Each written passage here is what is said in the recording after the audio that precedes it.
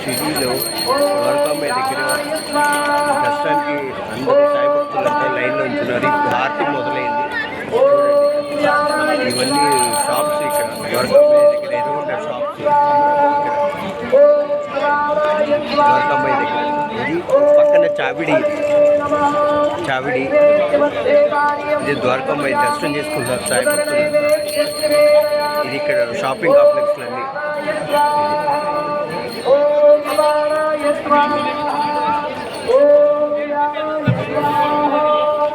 ఎంతమంది భక్తులు విపరీతంగా ఉన్నారు. కొత్త సంవత్సరం కాబట్టి చుట్టుపక్కల గ్రామాలు మళ్ళీ అన్ని రాష్ట్రాల నుంచి కూడా వచ్చారు సాయి భక్తులు దర్శనానికి. కాబట్టి మినిమం 1-2 గంటలు పడుతుంది దర్శనానికి.